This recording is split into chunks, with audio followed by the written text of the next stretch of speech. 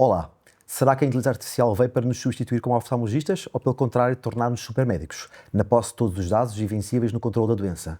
Será que é nos extremos que nos encontramos ou é no meio que está a virtude? Neste episódio da Oftalmo GPS, iremos fazer um pequeno up-to-date deste tema e perspectivar o que é que teremos no futuro próximo. Este é o Oftalmo GPS, ver mais longe é só o começo.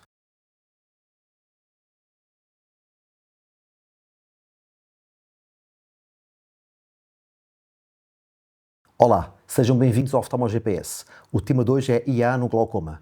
Vamos discutir como esta inteligência artificial pode influenciar a nossa abordagem do nosso doente com glaucoma, desde o potencial rastreio até um mais assertivo diagnóstico e detecção da progressão. Connosco, para nos ajudar a responder estas questões, temos o professor Filipe Medeiros. Muito obrigado pela sua presença, eminente oftalmologista que há muitos anos que nos brinda com imensos artigos sobre diagnóstico do glaucoma. Prepare-se para um episódio onde se vai desmistificar a inteligência artificial como bicho-papão e clarificar todas as suas potencialidades e referir também quais são as suas limitações. Olá, bem-vindo mais uma vez. Começava por lhe perguntar, quando falamos de inteligência artificial no glaucoma, falamos de quê? Obrigado, Fernando, pela oportunidade.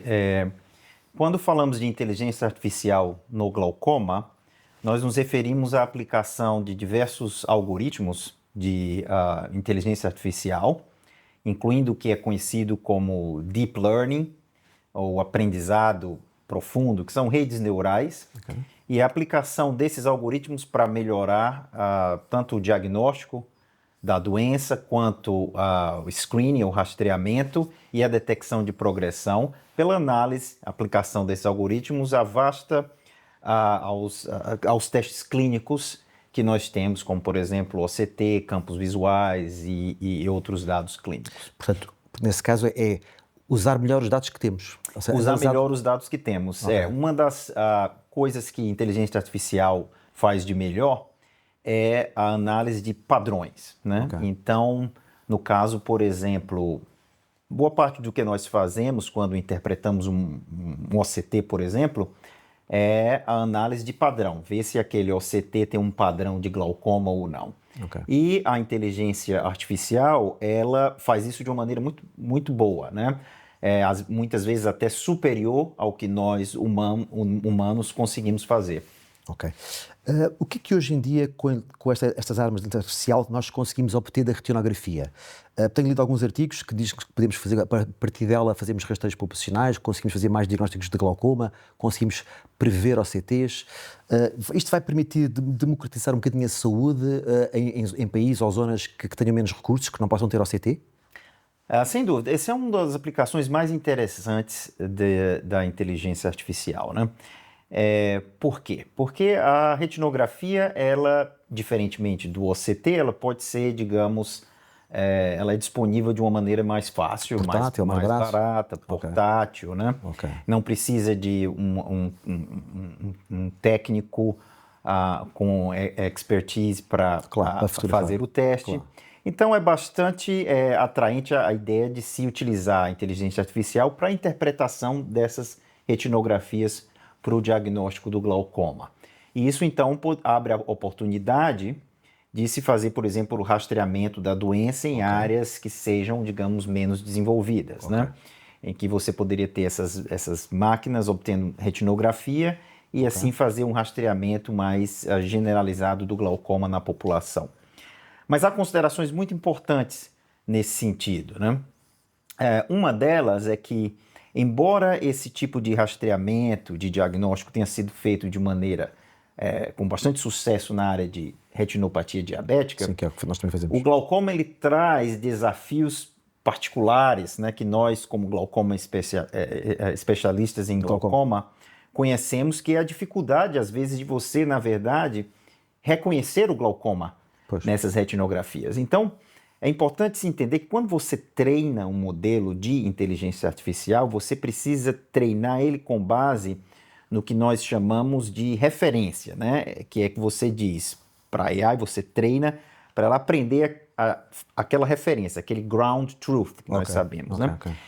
E temos que o ensinar. Temos que ensiná-la, né? E então o que acontece é que se esse ground truth, na verdade, ele é imperfeito, acaba que a inteligência artificial, ela aprende esse ground truth imperfeito, né? Porque na verdade nós chamamos de inteligência artificial, mas é uma inteligência, digamos, não é tão inteligente assim nesse sentido. Ela apenas aprende aquele referencial. E se esse referencial é imperfeito, como no caso, por exemplo, nós sabemos que o diagnóstico do glaucoma com base apenas na retinografia, ele tende a ser imperfeito, né? Há muitos casos que são duvidosos, especialmente quando a doença não é muito avançada e que há uma suspeita até, né? Então, se você treina a AI com base, digamos, no que os clínicos, quando veem a fotografia, eles acham se é glaucoma ou não, acaba que há muita incerteza nesse referencial.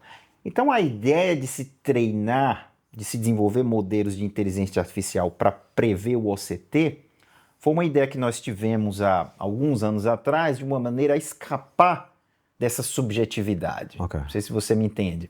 Digamos, você treinaria o modelo para, ao invés de treinar a inteligência artificial para prever uma subjetividade dos clínicos, como eles diagnosticam, baseado na fotografia, você treinaria para ela prever uma medida objetiva do OCT. Aí consegue com a retinografia prever... Mas consegue prever a fibras nervosas média ou mesmo em setores? Até mesmo em setores, ou até mesmo outras medidas do OCT, como por exemplo a rima neural ou escavação. Qualquer parâmetro objetivo você pode utilizar, e uma vez que você treina, obviamente você vai precisar dos pares de nervo óptico e OCT. Tá? Para treinar. Para treinar. Depois que o modelo de IA aprende... Já não precisa mais do OCT. Aí você pode dar apenas a fotografia e ele vai te dar, então, medidas da espessura de camada de fibras. Obviamente que não vai chegar a mesma performance de OCT, que é um equipamento... Mas é muito próximo. Na verdade, nós obtemos com modelos mais recentes, nós chegamos a obter um erro de até 5 micrômetros, que é bestial. É imenso. Então, quer dizer, não só posso diagnosticar, como quantificar. E essa quantificação é muito importante, porque ela nos permite não apenas fazer um diagnóstico, digamos, de sim ou não glaucoma, mas ter uma ideia do estágio, né, porque você quantifica e, mais importante ainda, você pode monitorar ao longo do tempo. Né? Só com retinografia? Só com a retinografia, isso. Nós temos um trabalho que mostramos que você obtém, ao monitorar com a retinografia e obter essas medidas de espessura da camada de fibras, com IA aplicada à retinografia, você consegue monitorar de uma maneira similar. E isso permite substituir o OCT? Ou se eu complementar com o OCT? Eu não diria, por exemplo, na prática clínica, a ideia não é substituir o OCT. Obviamente, nos casos em que não se tem, poder... você está na sua prática clínica, você tem o OCT, que é uma máquina, digamos, muito mais capaz. Sim, obviamente. Mas numa situação em que você não tenha disponibilidade de recursos... tão grande, então aí a retinografia ela vem então ter um papel muito importante que permite fazer isso de uma maneira, digamos, comparável a essa do OCT, né? Muito espetacular. Olha, diga-me só uma coisa, e conseguiremos nós também com o OCT melhorar, hoje na sua sessão de manhã falou sobre isso, mas nós conseguimos ter não só um diagnóstico, mas também conseguimos também prever mais a progressão, ou seja, não só, é importante não só diagnosticar glaucoma, mas também saber quanto em glaucoma, quando é que estou a progredir. Conseguimos agora, usando estas armas de inteligência artificial na retinografia, no OCT e no campo visuais, prever que vai progredir mais precocemente? Essa é uma outra potencial aplicação da inteligência artificial, que seria a ideia de você, digamos, utilizar, digamos, toda a informação que eu tenho do paciente, e aí inclui não só OCT, mas isso inclui, por exemplo, o estado do campo visual, do OCT, pressão intraocular, mais idade, dados clínicos e imagens todos os dados clínicos, tudo, para tentar, então, desenvolver um modelo preditivo que vai te dar a, digamos, chance desse paciente ser um paciente que vai progredir mais rapidamente ou não. Então, a ideia, eventualmente, é você ter modelos que, por exemplo, atinjam um nível, digamos, de que eles possam até recomendar certas intervenções, né? Digamos, por exemplo, você com base naquele conjunto de dados que pode incluir também até doenças sistêmicas, um histórico porque doença sistêmica ela pode, por exemplo, ter um papel em nos dizer, se o paciente, por exemplo, tem artrite reumatoide, não é um paciente que vai ter dificuldade, vai ser um paciente que vai ter dificuldade, por exemplo, de pingar o colírio.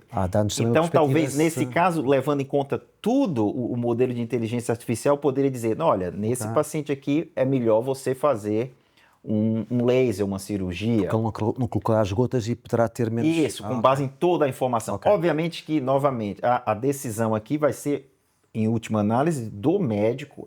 Esse modelo, ele ajuda a fornecer esse quadro geral com base em todas essas informações, né? Ok. Há pouco também falou na sua sessão que nós conseguimos só com o exame prever se está a progredir. E a minha pergunta que eu faço, e ao acrescentar a informação desse exame e mais de outros exames, aumentamos a predictibilidade e a accuracy de determinação dessa progressão ou baralhamos?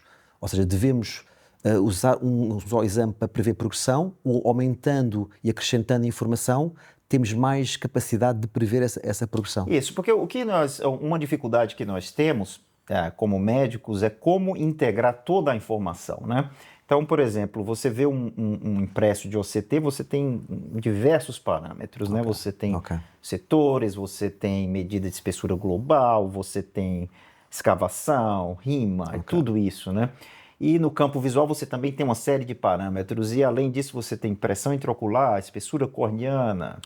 E é difícil, na verdade, para o clínico integrar tudo isso, né? E essas máquinas ajudam. E essa é uma das aplicações promissoras de inteligência artificial é essa, né? Porque para um algoritmo de inteligência artificial, uma vez que ele é treinado, isso na verdade é feito em segundos, né? Então, em resposta à minha pergunta, quanto mais informação colocarmos, mais capacidade temos de prever. Em geral, quanto mais informação, vai ser melhor. Mais próximo da clínica que fazemos no dia a dia. Um detalhe importante sobre isso, e eu tenho batido um pouco nessa tecla, é que é importante também se reconhecer limites do que é possível se fazer com base nos dados que nós temos, né? Então, vou dar um exemplo sobre isso, que é importante entender esse tipo de limitação, principalmente para quem trabalha com isso e está tentando desenvolver pesquisas com isso, né?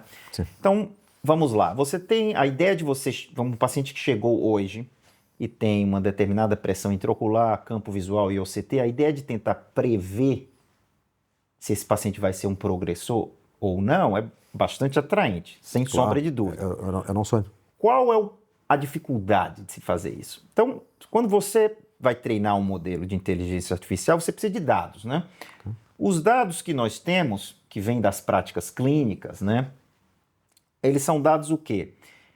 Você sabe, assim, nós sabemos que um paciente que chega para você, tá, na sua prática clínica, que tenha um campo visual pior, um nervo mais afetado, uma pressão alta, o que é que você vai fazer? Você vai tratar ele, certo? Mais. Como você tratou ele, você diminui o risco que ele vai progredir. Certo? Sim. Então, o que é que acontece aí? Aqueles fatores de risco da visita inicial não se traduziram em um risco maior em progredir porque você tratou. Sim. Então, é muito importante, quando você vai treinar esses modelos, entender esse tipo de coisa, porque senão, na verdade, o modelo pode concluir uma coisa totalmente errada, que ele vai concluir que, na verdade, aquela pressão alta foi associada a uma menor progressão. Mas não, é porque você tratou. Intervimos entretanto, Então, isso é bastante importante, você ter esses dados também do que é que houve com ele, os tipos de tratamento e tudo. Mas isso adiciona uma complexidade muito grande em treinar esses modelos. Isso é uma coisa que, na verdade, a literatura ainda carece muito. E os modelos preditivos que têm sido publicados sobre isso, eles sofrem dessa limitação de uma maneira muito importante.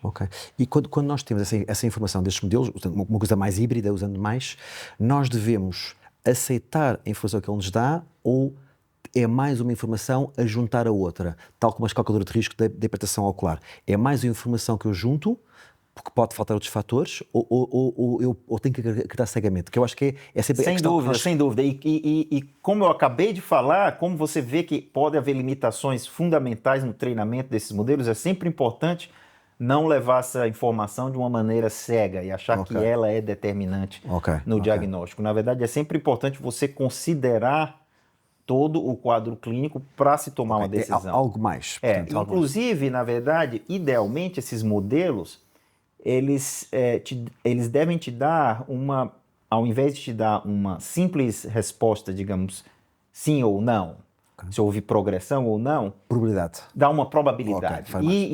Uma probabilidade idealmente acompanhada de um intervalo de confiança para você entender a precisão dessa estimativa de probabilidade também, entendeu? Faz sentido. Uma outra questão que eu gostava muito que um dia nós vamos conseguir algum dia evitar fazer campos visuais porque eles são difíceis, nem todos os nossos doentes conseguem fazer, é que parece tudo estar a evoluir na retinografia, no OCT, mas os campos visuais são mais ou menos o mesmo que sempre tivemos. E temos doentes que não conseguem fazer e não têm informação. É verdade, sem dúvida. Olha, eu nunca tive um paciente que chegou para mim e disse: olha, meu campo visual hoje foi maravilhoso, eu me diverti muito fazendo, né? Isso a gente sabe que nunca acontece, né? Os pacientes não gostam do campo visual. Claro. Porém, é importante que a gente entenda que a capacidade do sistema visual é uma coisa fenomenal. Então, o campo visual, na verdade, o estímulo luminoso, ele varia em ordens de magnitude enormes, né? E a nossa retina, na verdade, ela é capaz de detectar estímulos luminosos muito, muito, muito baixos, né? Alguns fótons, na verdade, você já consegue detectar. E o que acontece muitas vezes na avaliação estrutural é que você não tem, a partir de um certo momento da doença, quando a doença se torna mais avançada, aquela avaliação estrutural do OCT, ela atinge um certo, digamos, floor, um chão, que não te permite detectar muito alterações mais. E o campo visual, ele na verdade, ele permite isso. Então, é difícil você, na verdade, substituir completamente essa capacidade do campo visual. E os algoritmos de inteligência artificial que nós temos hoje em dia, que tentam prever campo visual a partir do OCT, infelizmente, nenhum deles ainda mostrou uma aplicabilidade clínica. Isso era fantástico. Que seria muito bom, porém, nenhum deles mostrou ainda que você poderia substituir o que você é capaz de fazer em termos de segmento do campo visual na clínica, substituir isso com aquelas previsões do campo visual pelo OCT. Porque é fundamental entender que o campo visual, ultimamente, é o que interessa do ponto de vista do paciente, porque é o que ele consegue ver. Né? Então, a não ser que você consiga fazer isso de uma maneira de outra forma, com muita acurácia e que possa te dar uma segurança no manuseio ao longo do tempo, não será satisfatório. Né? Muito bem, obrigado. Muito bem, mesmo a terminar o episódio, temos um desafio para si. Está pronto? Vamos fazer três perguntas de respostas muito curtas, 3, 4 segundos. Ora, muito bem. A primeira é: o que diria um colega que refere que anda a desenvolver tecnologias que o vai deixar ficar sem trabalho? Sem emprego? Não, eu não creio que isso é verdade, porque a medicina, na verdade, envolve muito mais do que simplesmente um diagnóstico ou reconhecimento de padrão como a AI. Mas o médico que, na verdade, não usar AI, ele talvez fique sem emprego. Ok. E o contrário? E um colega que acha que tudo se vai resolver e que não tem que pensar e é só pôr os dados na plataforma? Como eu exemplifiquei, isso não é verdade. É muito importante entender as limitações dos modelos de inteligência artificial. E vai demorar bastante até que a AI possa integrar todas as informações e todas as particularidades que nós temos que levar em conta no tratamento dos nossos pacientes. Ok. A última pergunta. Qual é a primeira palavra que vem à cabeça quando está a desenvolver um destes algoritmos e que parece estar tudo a correr bem e no final não obtém aquilo que quer e demorou meses e anos a investigar? Primeira palavra. Messi. Messi não o jogador de futebol, mas Messi no sentido de bagunçado. E o que é isso aí? Os dados, a gente só consegue desenvolver modelos que sejam tão bons quanto, na verdade, os dados que nós temos. E a grande verdade é que, muitas vezes, os dados que nós temos são bastante incompletos e isso dificulta muito você treinar modelos que tenham uma acurácia que você quer. Ok, muito bem. Por fim, uma última pergunta. O que diria Filipe Medeiros, oftalmologista, eminente oftalmologista, ou Filipe Medeiros interno, que se o encontrasse à sua frente? É uma pergunta muito boa. Eu diria que é importante você tentar expandir o seu leque de conhecimentos, entendeu? E na verdade, é uma coisa que eu sempre tentei, eu sempre falo para os meus estudantes, assim, é importante você ampliar os seus conhecimentos e não apenas, digamos, se dedicar, tudo bem, você quer glaucoma, ou você é oftalmologia, você lê as coisas de oftalmologia. Claro. Mas é importante você ampliar os seus conhecimentos. Eu sempre gostei muito de matemática. Li sempre muito, estudei muita matemática. Isso me ajudou muito, principalmente agora nessa época. Área, Então, claro. é sempre importante você ampliar esse horizonte para você se tornar uma pessoa completa e você ter para além habilidade... Para além da medicina. Exato, para lá de medicina, exatamente, de criticar o que está acontecendo e entender com crítica o que está acontecendo. Muito bem, terminamos. Estamos a terminar este Oftalmo GPS. Agradeço mais uma vez a sua presença. Subscrevam o nosso videocast. Teremos muito gosto. Oftalmo GPS, ver mais longe, esse é só um começo. Obrigado. Obrigado. Obrigado.